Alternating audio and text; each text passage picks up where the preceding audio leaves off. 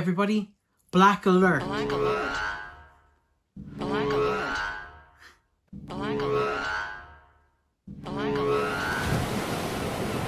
Hello everybody and welcome back to my channel. If you're new here, my name is Wavey and this is just Wavey Media. And if you are a returning subscriber, a frequent surfer, you are more than welcome here today. Today is something a little bit different, something that I haven't done on the channel before. I'm calling this Wavey Wonders, and it might be the only Wavey Wonders that I ever do, or maybe it's the start of a new series on the channel, depending on where my life takes me and my mind takes me, I guess. But anyway, so we started the video off with a black alert. If you don't know what a black alert is, you are probably not a Star Trek fan. I'm not really a Star Trek fan, but I do like elements of Star Trek. And so in the show Star Trek Discovery, the ship goes on black alert. Black alert. So let's just see what black alert is. All personnel, prepare for black alert. This is not a drill. Repeat, this is not a drill. Spore drive is online. Spore drive is ready, Captain. Questions or concerns before we depart, Captain? If you're telling me that this ship can skip across the universe on a highway made of mushrooms, I kind of have to go in faith. Be bold. Be brave. Be courageous. Black alert. Coming online. All personnel, black alert.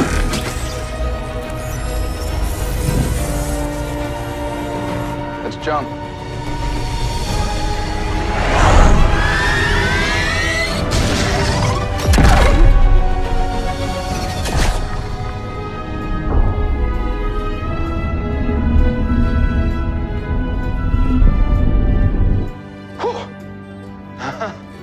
You never forget your first, sir.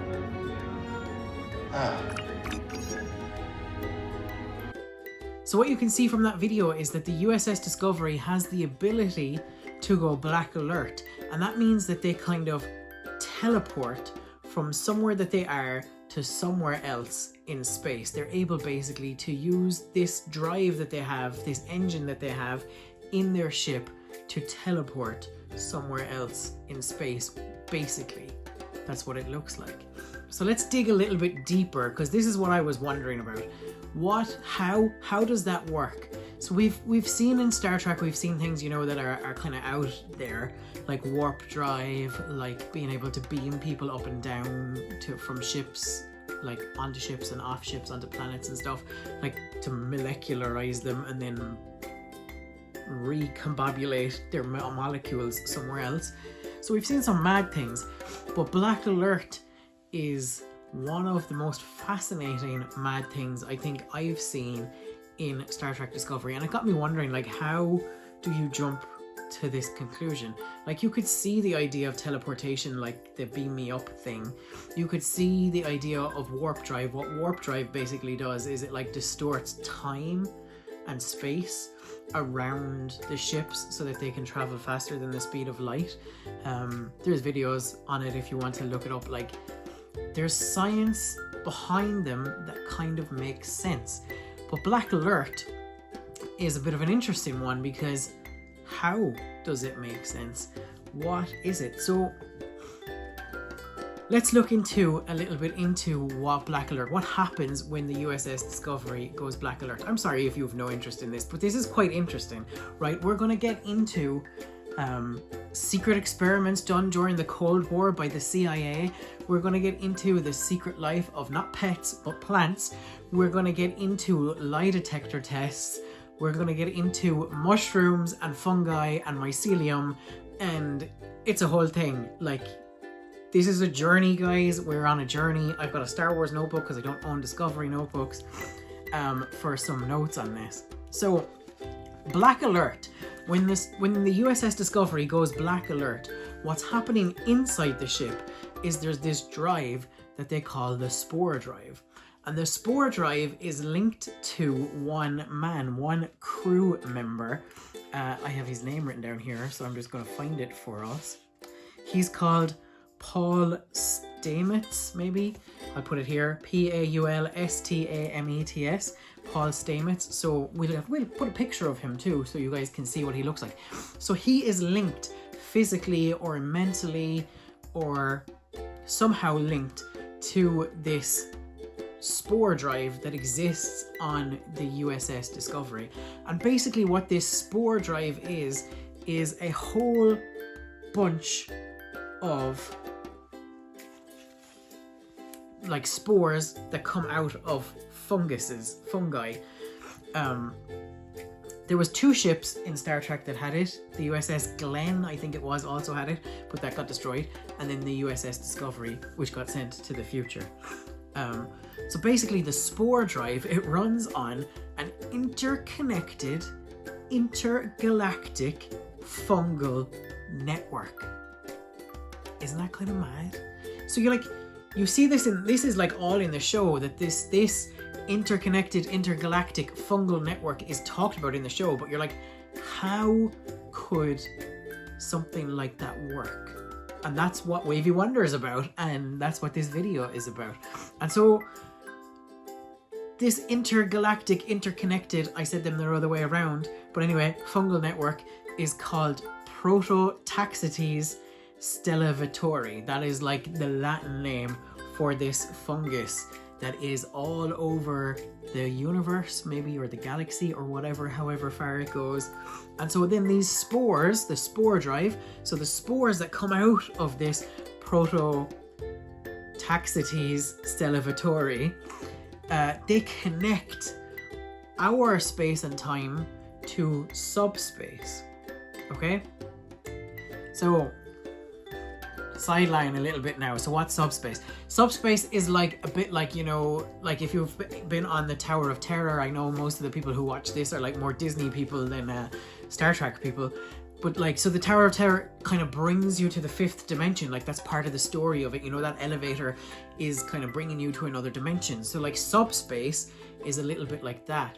But in science, there are theories of there existing other dimensions and pockets and places like that run parallel to our own. So like some cultures, not Western cultures, have this idea of time that is like, our idea of time is like time has a beginning, the Big Bang, boom, time started, and then time continues and eventually time will end. So that there's a linear time. Time goes from the start and goes to the end. Other cultures, non-Western cultures, have a different time. Is it Jeremy Bernstein? Is that what? I can't remember. Or Jeremy Burmy? Something. There's like some word, you know, and it's like a signature in, I'll stick in a clip from The Good Place.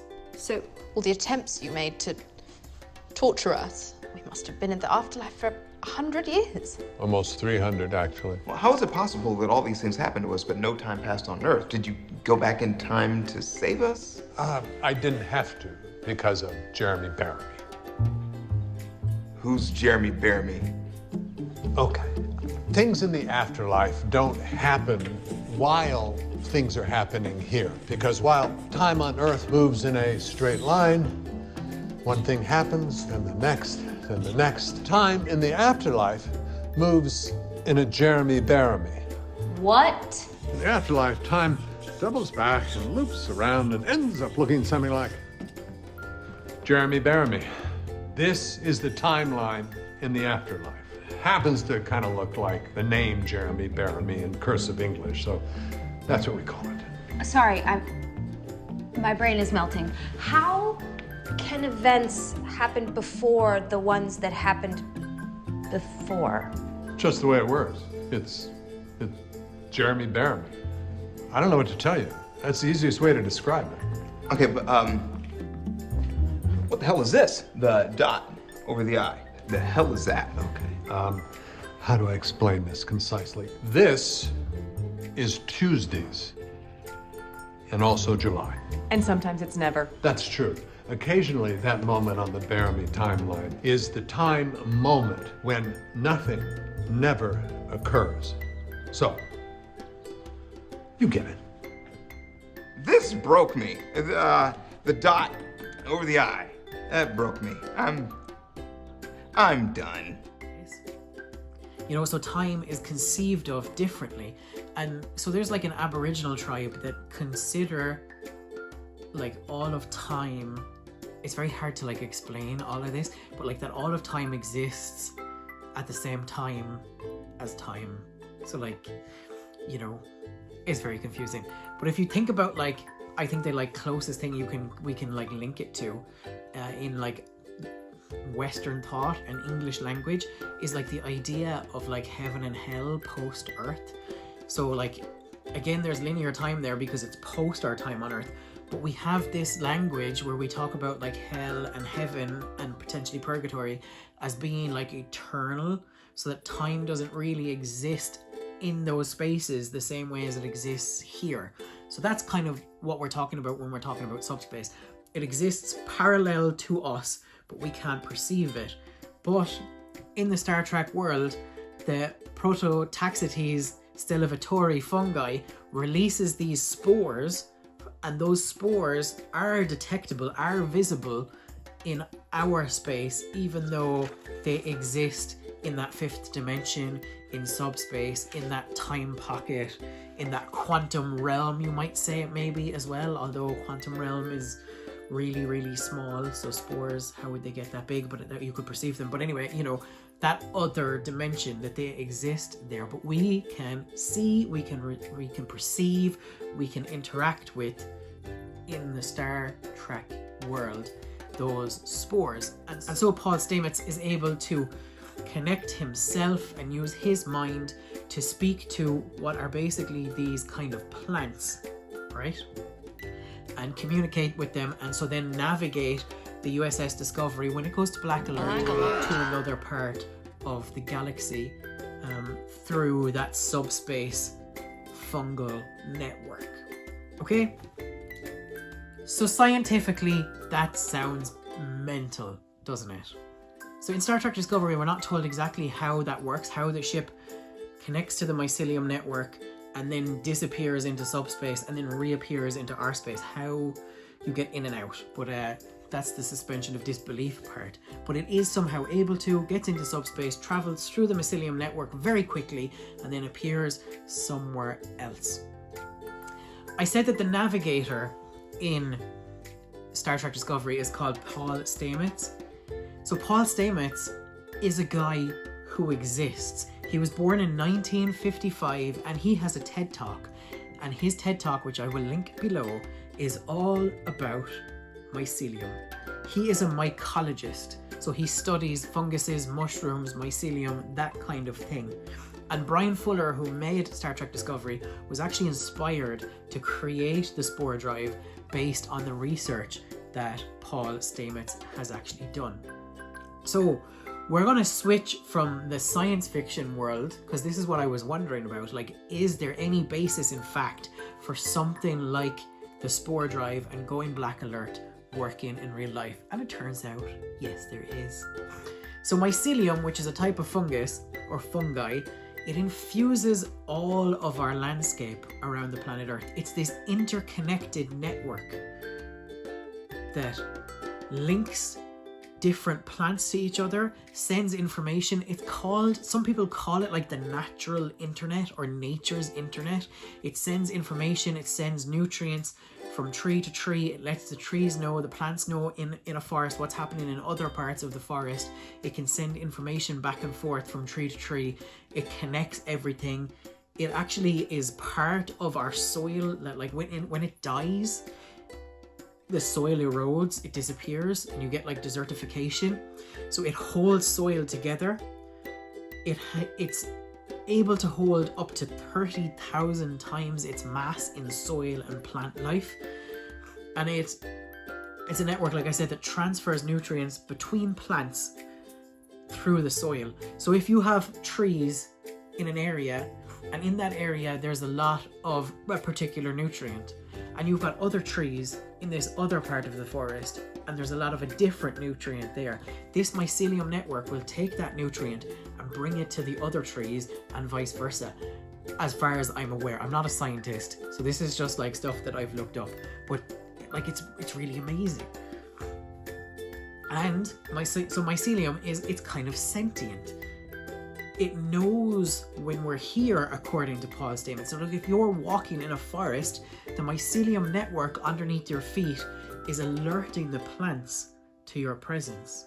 And so they've done like scientific like experiments on this mycelial network, that when a person stands, there's a reaction in the mycelium underneath their feet, and it kind of leaps up towards you.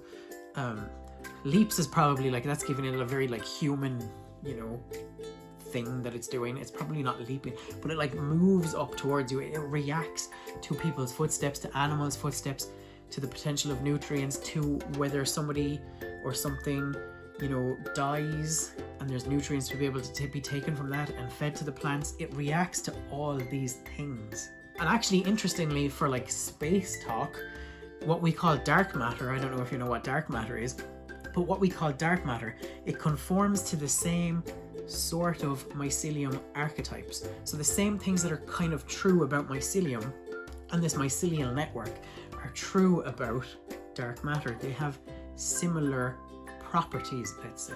And this guy, this researcher, Paul Stamets, who is a mycologist and he studies these fungi and this mycelial network, he says it's a foregone conclusion that mycelium fungi networks exist on other planets, not just Earth, because they don't need light to survive. They feed off of radiation. And so he sees no reason as to why, if there's a solid planet, why it wouldn't have its own mycelial network. Now, where you get into science fiction with Discovery is, how does that mycelial network communicate across the planets? That's where you get subspace and you get that fifth dimension and stuff like that. So I said we were going to go into way more stuff, and we are going to go into way more stuff. So we mentioned Paul Stamets, the character in the show as well, and how he is connected to the mycelial network, and he thinks, and it navigates the Discovery ship and brings it places, right? How do humans interact with plants? I've also talked about how mycelium on Earth, real science has been done to look into this, how it reacts to our presence when we're there. So the CIA, during the Cold War, did some research into plants. And they had this guy who worked for them. He was called Grover Cleveland Baxter. He was born in 1924. He was working in the CIA. Kind of what his specialty was like interrogation, truth serums. He developed the lie detector test. So he's that guy. The lie detector test that we still use is basically like a slightly more advanced one than the one that Grover Baxter created. So that was his biggest success, was the lie detector test. So one day, the CIA commissioned this new experiment for him to do, or maybe he just thought of it himself, and then eventually the CIA commissioned it. So he hooked up a plant that he had in his office to the lie detector test. And he just wanted to see, you know, could his lie detector test register any reaction in the plant when he did certain things. And so one of the things he decided he would do, and he only decided, he didn't say it out loud, he just in his mind thought, I'm going to do this. And he said, I'm going to get a match and I'm going to burn the leaf that I have hooked the polygraph test up to. And the plant had an automatic reaction to that. The polygraph started going off when he thought about burning it. He didn't have a match, so he went to get a match, and while he was gone to get a match, it looked like from the polygraph test that the plant had a reaction. It had a bit of a panic attack that he was going to burn it. Even though he didn't say out loud he was going to burn it, how would a plant understand language to know that he was going to burn it? He just thought, I'm going to burn it, and he left the room, and the plant seemed to have a reaction on the polygraph test. So basically, Baxter's hypothesis based on this, and he got more research to look in, or more funding to look into it in research, was that the plant actually understood and reacted to his thoughts. And so here you have, in Star Trek Discovery, this Paul Stamets character who connects to this plant network via his mind, and he can communicate with it via his mind. This is where that research comes from the CIA in the Cold War. So Baxter, he gets the funding, he conducts another experiment, he gets a couple of offices. So he says, I wonder, can a plant react to death of another species.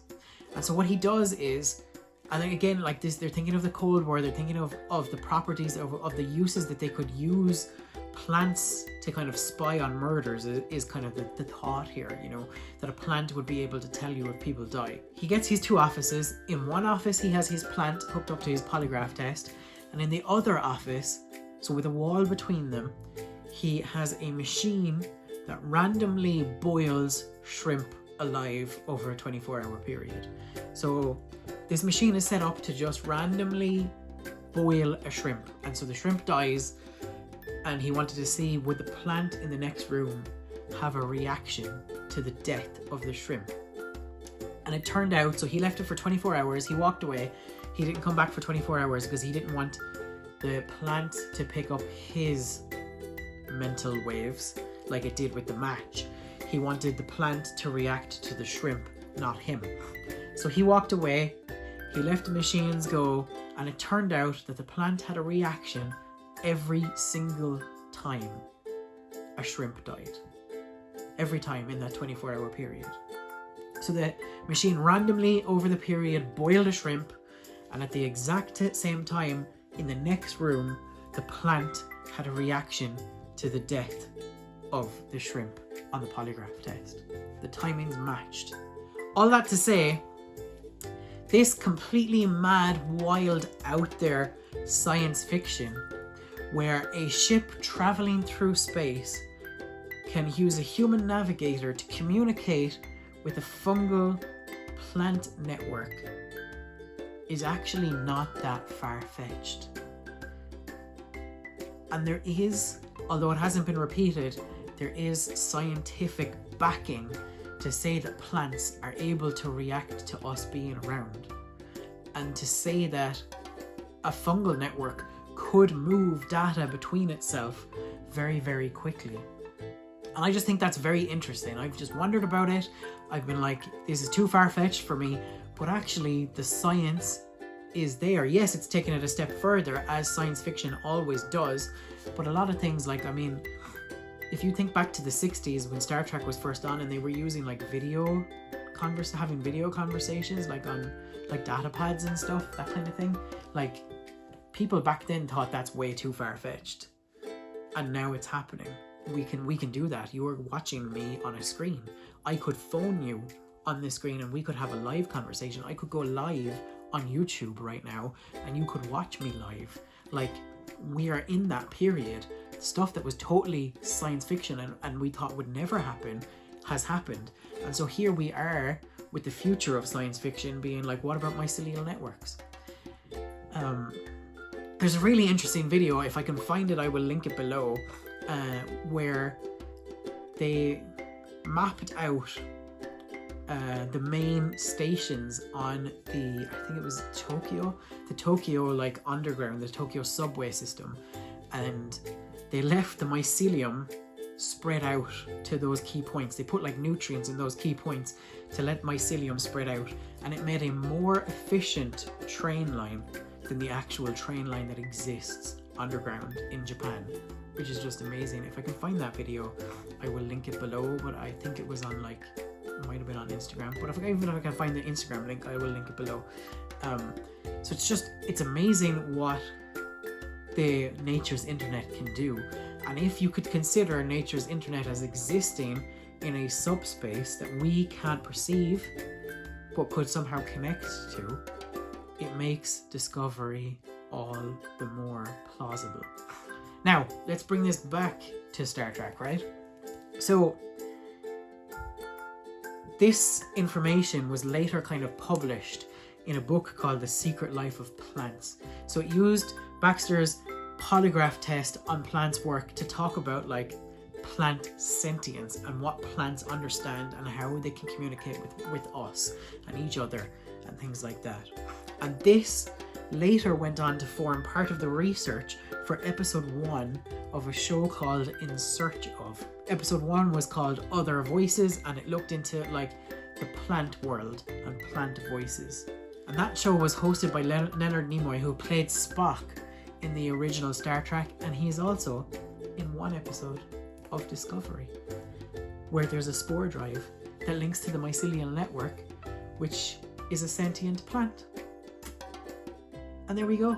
And there we have it. I hope you guys found that interesting. If you did, I've got some links in the description. I've got that video, that TED Talk linked from Paul Stamets, the real live one. I've also linked a podcast down below which talks about some of this stuff. It talks about how in Victorian England, people started bringing plants into their houses, and like how that developed into us wondering whether plants could have feelings, and how that developed into people doing experiments on to see whether plants had feelings, and how that eventually has led us to basically the mycelial network and what we know about it, which brings us to science fiction, which brings us to Star Trek Discovery. They don't talk about Star Trek Discovery in the podcast. I was just thinking about it as I was listening to the podcast. So that is linked below as well. The TED Talk's linked below. If I find that other video with Japanese train system mycelial network, I will link that below too. And so that is all I have for you guys today. If you like this video, please do give it a like. Click that subscribe button to keep the tide coming in. Hit the notification bell so that you know the next time I post a video. Let me know if you enjoyed Wavy Wonders and you would like to be brought on more journeys through my mind. Because I'm sure I could do some more. I do think about things sometimes. So yeah, let me know in the comments below if you enjoyed this. Even if you're not a Star Trek fan, did you enjoy talking about how the possibility of us traveling through subspace could exist with mushrooms? Not magic mushrooms, but sort of magic mushrooms at the same time, right? Yeah, comment down below, let me know. And thank you for surfing on a channel that's just wavy enough for surfing. I hope you have a magical day, but not a magical mushroom day, or whatever, you know, if you want, whatever. I hope you have a magical day. Take care, guys, and I'll see you real soon.